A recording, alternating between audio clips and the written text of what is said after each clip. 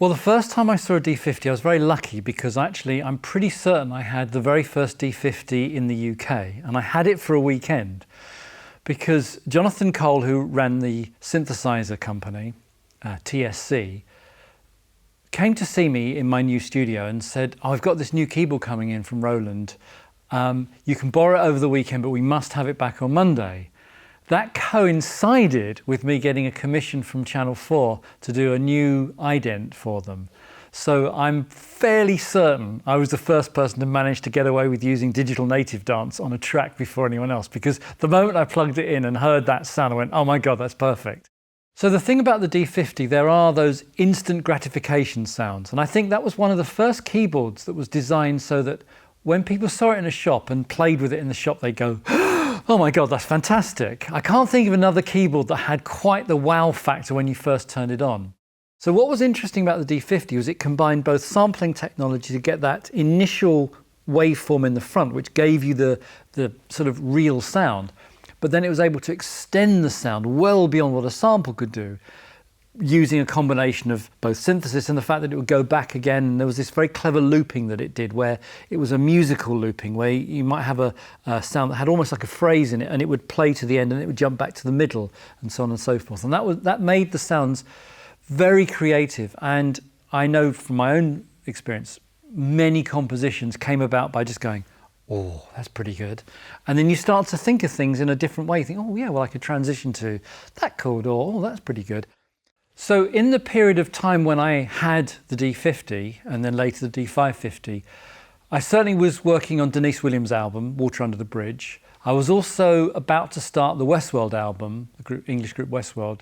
So on Denise Williams, we used the D-50 for certain pad sounds and in conjunction with a lot of the other instruments. So we were still using the Fairlight as the main sampling tool. So for those that don't know, the Fairlight was pretty much the state-of-the-art sampling thing that you had then. And this was the later Fairlight, which gave you 16-bit sampling, and it was pretty good quality, but again, still limited in sample memory. So I would sort of use the Fairlight to deliver certain elements, but then I'd kind of cover up where it was lacking with the D-50.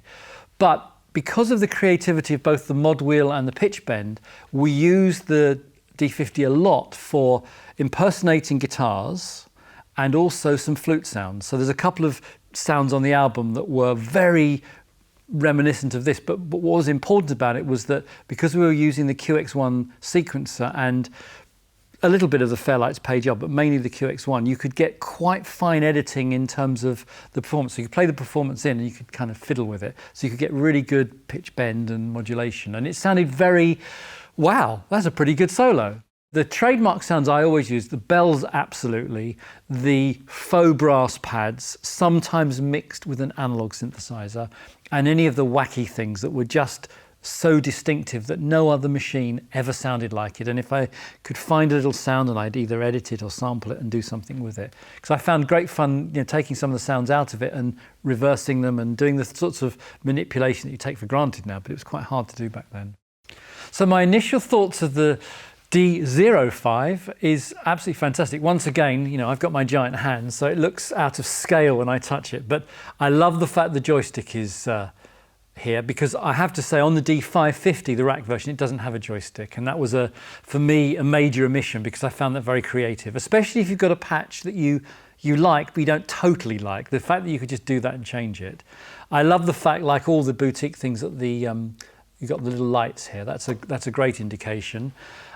I still use my D-50 to this day, so I can't wait to do an A/B comparison. And I've also recently got an iPad editor for the D-550, which is absolutely tremendous, because once again, it allows me to be very creative. I've always been very good at programming these things, and I sort of know my way around them quite well. I know it's probably off-putting to some people when you don't see lots of knobs, but honestly, once you get into them, you only have to make a couple of very, very small changes to one or two of the parameters. So this is obviously fabulous to have in hardware, but I've recently been using the Roland Cloud, and that can have the D-50 if you want to purchase the D-50.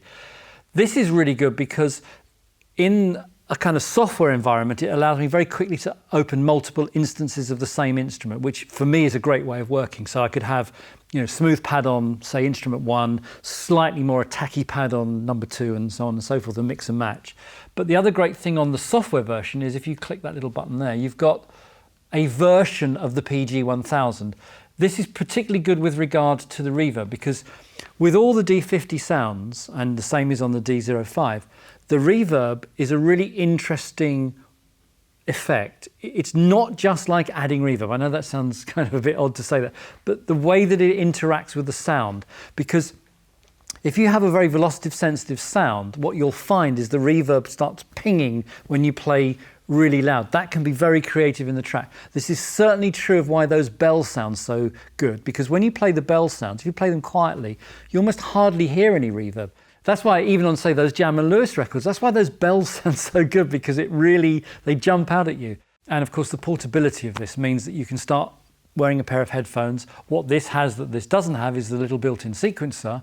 And like all the boutique things, that sequencer is incredibly creative. Put a set of batteries in, pair of headphones, and I promise you'll write a song in 10 minutes, and then you can save it, and then remember to record it. A D-05 makes your job really easy, because you just put up 2 channels of the output and suddenly that patch just sounds fantastic. It's got built-in effects and it just sounds lovely. So I think it makes engineering much, much easier.